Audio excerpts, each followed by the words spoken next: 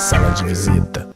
Muito tempo atrás, falar uma segunda língua era um diferencial na carreira profissional. Com a globalização das economias, tornou-se um requisito necessário. Para falar sobre o inglês como a segunda língua, convidamos Ana Maria Miranda, diretora da Cultura Inglesa de Ribeirão Preto. Mais de 700 milhões de pessoas em todo o mundo falam inglês. Qual o papel da língua inglesa no mundo contemporâneo? É o inglês que põe o mundo para girar, é o idioma oficial. Então você vê a diferença do idioma nativo e o idioma oficial, não é? É o idioma oficial dos negócios, do mundo acadêmico, de tudo. E o mundo cada vez mais competitivo exige cada vez mais uma segunda língua, né? O que tem sido feito em nível superior nesse mundo tão competitivo? As universidades hoje estão se abrindo para um processo de internacionalização.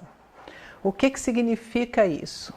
Isso significa que as universidades percebem que o estudante precisa de saberes que estão acontecendo, estão sendo divulgados em outros pontos do planeta, não é?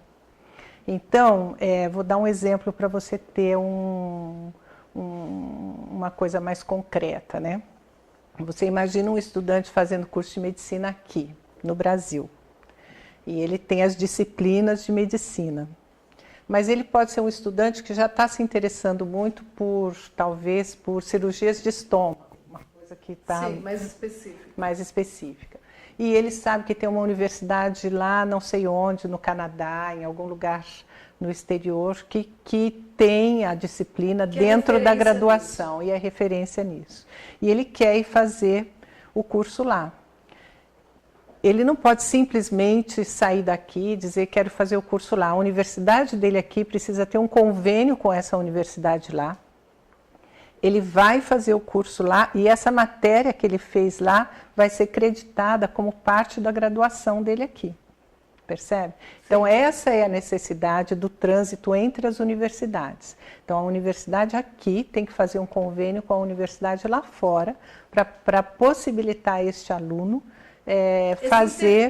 fazer uma disciplina de interesse grande para ele. Da mesma forma, a universidade que busca um convênio com a universidade lá fora tem que estar preparada para oferecer disciplinas aqui, para estudantes lá de fora. Então você imagina o estudante lá fora que estuda nessa universidade que é referência em cirurgia do estômago, ele de repente fala, puxa, mas aquela universidade lá no Brasil tem um curso, tem uma disciplina sobre doenças tropicais, que nós aqui no hemisfério norte não temos, porque doenças tropicais. Então, como as duas universidades têm convênio, o nosso aqui vai fazer as disciplinas de cirurgia de estômago lá e o de lá vem fazer doenças tropicais aqui. Facilita, né? Ana, e existe algum levantamento sobre o domínio da língua entre os estudantes e também entre os brasileiros, mas especificamente entre os estudantes? Então aí o que se faz necessário? O que se faz necessário é que as comunidades se comuniquem. O nosso aluno aqui precisa falar inglês para entender o curso lá, e a nossa universidade aqui precisa ministrar disciplinas em inglês, porque os alunos que vêm desse mundo todo, desse planeta todo, não virão falando português. Muito pelo contrário, claro, né? Eles virão falando o idioma que é o idioma oficial, não é? Sim. Da comunidade científica, do mundo, não é? É o inglês. Então, há uma necessidade muito grande, não só de preparar os alunos, você me pergunta se tem uma pesquisa aí, não é? Mas também de preparar as universidades em termos de docência, em termos até de atendimento de secretaria. E qual o nível de proficiência do brasileiro, assim, do estudante brasileiro? É abaixo do esperado, sem dúvida.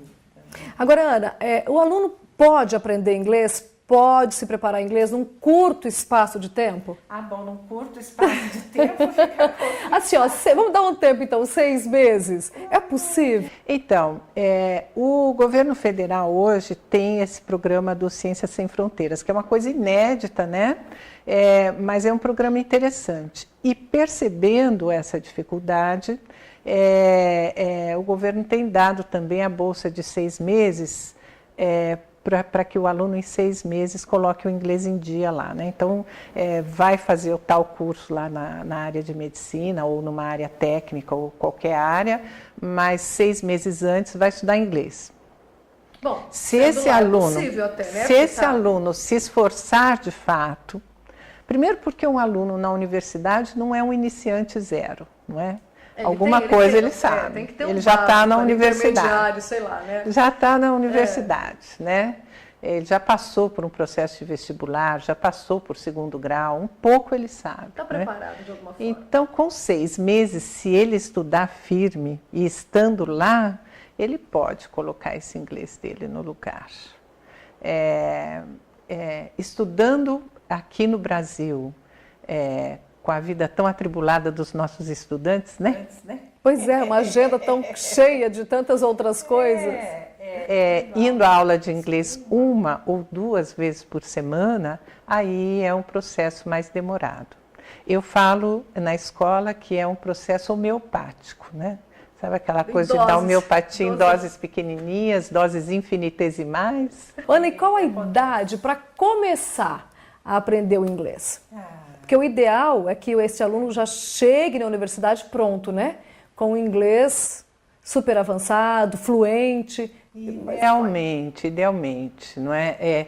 Você sabe que você toca num ponto agora que o ideal seria que ele chegasse no nível. Que nível é esse, né?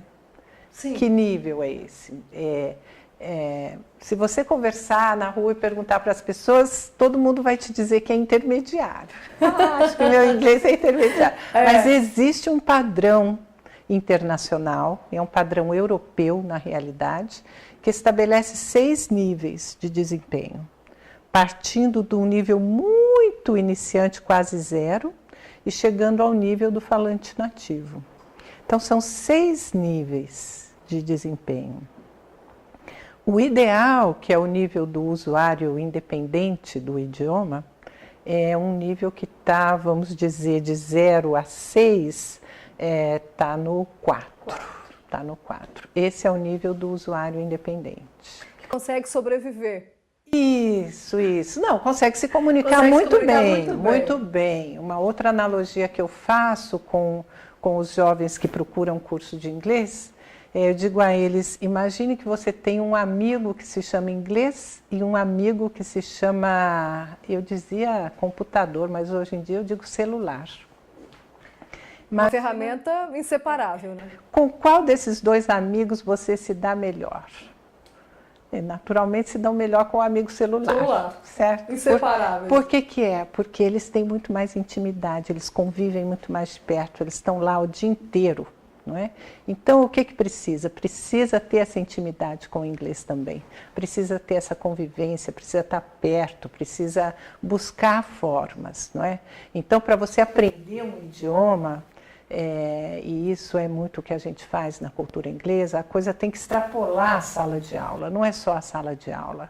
Você tem que buscar, né, outras alternativas. E aí nós podemos colocar o aluno que lê em inglês, né, que adota livros, leituras em inglês, filmes, assiste filmes, né, seriados, isso ajuda bastante. Ajuda muito. Mas o interessante de fazer um curso bom é que você tem aí também uma orientação, né? Não é só ler, eu vou ler. Você tem que fazer uma leitura orientada, assistir programas, filmes, internet, de forma orientada, de maneira que tudo vá convergir para aquele programa de estudo, né? É assim que desenvolve e aprende. Né? Ana, muito obrigada. Lembrando a Cultura Inglesa Ribeirão Preto em 2 endereços que aparecem aí no seu vídeo. E você continue com a gente no nosso portal de notícias Sala de Visita. Sala de Visita com Dulce Neves.